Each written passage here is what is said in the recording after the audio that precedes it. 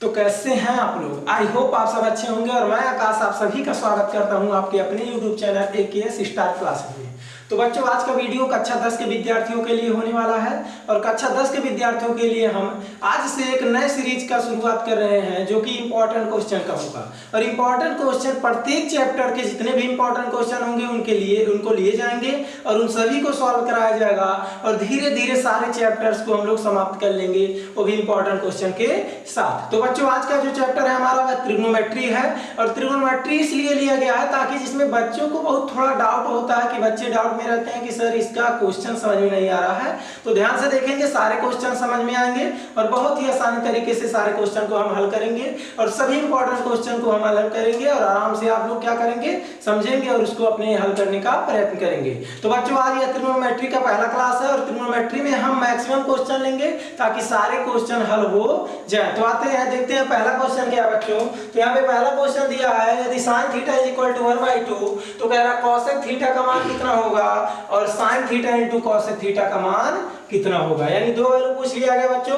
यहाँ पे ध्यान देंगे आप लोग, जो sin थीटा का मान दिया है वह दे दिया है sin थीटा = 1/2 और पूछ लिया है किसका मान, cosec थीटा का। किसका मान पूछ लिया बच्चों, cosec थीटा। तो यहाँ थोड़ा सा ध्यान देंगे आप लोग, यहाँ पे एक वैल्यू एक सूत्र तरह से लिखा गया क्या, लाल बटे कक्का, यानी लाल के यानी कक्का। लाल बटे कक्का का मतलब क्या है, ये आप याद रखेंगे त्रिकोणमिति के प्रश्नों को हल करने के लिए, इसलिए समझ लीजिए ब्रह्मास्त्र है, ये याद रहेगा तो मैक्सिमम क्वेश्चन आप हल कर लेंगे। कैसे बच्चों, ध्यान दीजिएगा।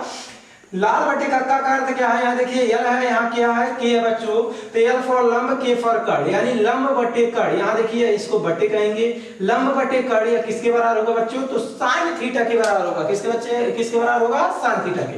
यानी sin थीटा अगर कहेंगे तो लंब बटे कड़, अगर cos थीटा कहेंगे तो आधार बटे कड़ और tan थीटा कहेंगे तो लंब बटे आधार। इन तीन त्रिकोणमितीय फलनों का जस्ट अपोजिट जो तीन त्रिकोणमितीय फलन है वह कौन है, तो sin का अपोजिट है cosec और cos का अपोजिट है sec और tan का अपोजिट है cot। तो ध्यान देगा बच्चों, sin थीटा बराबर लंब बटे कड़ तो cosec थीटा बराबर कड़ बटे लंब, cos थीटा बराबर आधार बटे कड़ तो sec थीटा बराबर कड़ बटे आधार, tan थीटा बराबर लंब बटे आधार तो cot थीटा बराबर आधार बटे लंब। तो आई होप इस पॉइंट को आप लोग समझे होंगे। तो sin थीटा लंब बटे कड़ है तो cosec थीटा कड़ बटे लंब होगा, यानी cosec जस्ट अपोजिट है किसका, sin का।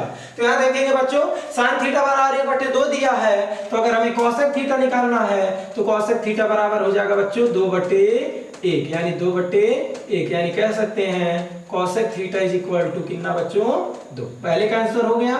यहाँ पे दिया था sin थीटा बराबर 1/2 तो cosec थीटा का मान पूछा था तो cosec थीटा बराबर हो जाएगा बच्चों कितना, 2।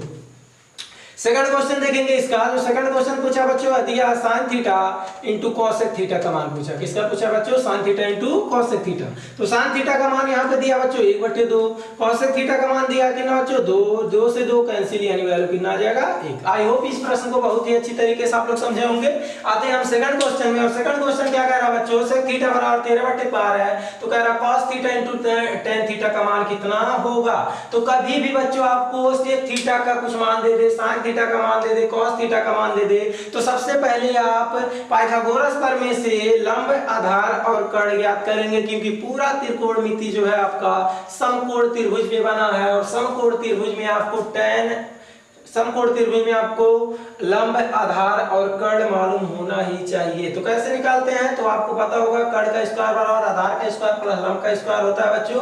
पाइथागोरस प्रमेय यही है। आइए देखते हैं इस प्रश्न में हम लोग कह रहे हैं क्या दिया, हम लोग को sec थीटा = 13/12। तो sec थीटा बराबर होता है क्या बच्चों, देखेंगे यहाँ पे sec थीटा बराबर कड़ बटे आधार। तो कड़ बटे आधार = 13/12, यानी यहां से हमको मिल जाएगा कड़ = 12 और आधार मिल जाएगा कितना, सॉरी बच्चों, यहाँ के = कितना होगा, 13, यानी कड़ का मान 13 और आधार का मान कितना बच्चों, 12। तो अगर हम लंब निकालें तो आप जब पाइथागोरस प्रमेय से निकालेंगे कि a² बराबर a² + l², तो वैल्यू जब इस यहाँ पे वैल्यू पुट अप करेंगे तो आपको जो लंब का मान मिलेगा बच्चों वह मिल जाएगा l बराबर कितना बच्चों, 5। क्यों, क्योंकि तीन अनुपात यही है। क्या आप कुछ पॉइंट याद रखेंगे, जैसे आपको कहीं मिल जाए बच्चों कितना, 13, 12, 5, तो यह आपका अनुपात होता है, होते हैं कड़ होते हैं, होते हैं लंब होते हैं यह क्या होते हैं बच्चों, लंब, या क्या होते हैं आधार। यह आपस में एक्सचेंज हो सकते हैं, यह कभी आधार हो सकता है, यह कभी लंब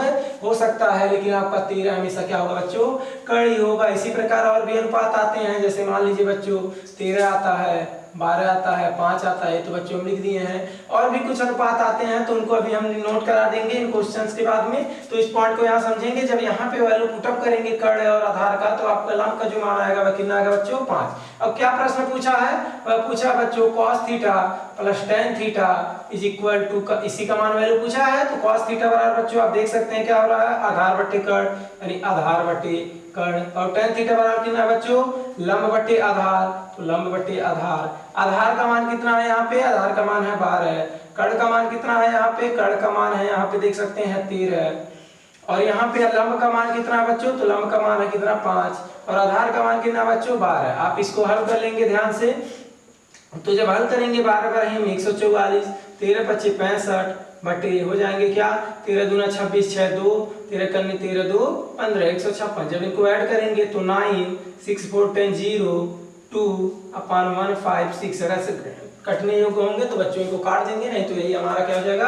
आंसर होगा। आई होप आप समझे होंगे सेकंड प्रश्न को। आते हैं क्वेश्चन नंबर 3 में। तो कह रहा है क्वेश्चन नंबर 3 बच्चों काफी इंपॉर्टेंट प्रश्न है, ध्यान देंगे। कह रहा है यदि tan थीटा बराबर a बटे b तो सिद्ध कीजिए b sec theta upon a cos sec theta is equal to 1। ध्यान से समझेंगे बच्चों, tan theta is equal to 1 a upon b, तो सिद्ध कीजिए b sec theta upon a cos sec theta बराबर a। तो यहां देखेंगे बच्चों tan थीटा दिया है, sec cos sec यहां पे वैल्यू दिया है, तो सबसे पहले हम क्या करेंगे, लंब आधार और कर्ण पता करेंगे। तो लंब आधार कर्ण कैसे पता करेंगे, पाइथागोरस प्रमेय से।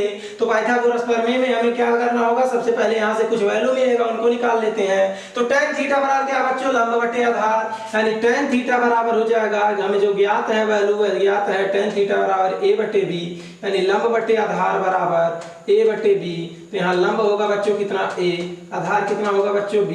तो यहाँ से हम अगर कर्ण निकालना चाहें तो कर्ण कैसे निकालेंगे बच्चों, k स्क्वायर बराबर a square plus l square होता है पाइथागोरस प्रमेय, यानी यहाँ से अगर हमें कर्ण निकालना है तो बच्चों k बराबर आ जाएगा a स्क्वायर, k का स्क्वायर बराबर क्या होगा बच्चों, a स्क्वायर, यानी a का मान कितना है b है, यानी b स्क्वायर प्लस l का मान कितना बच्चों a, यानी हो जाएगा a स्क्वायर, यानी k बराबर हो जाएगा under root a square plus b square, b square plus a square लिखिएगा, a square plus b square. तीनों मान हमको पता हो गए। अब जो प्रूव करना है उसको देखिए बच्चों, हमें प्रूव करना b sec थीटा बटे a cos sec थीटा बराबर 1। तो वैल्यू ध्यान से रखते हैं b गुणे sec थीटा।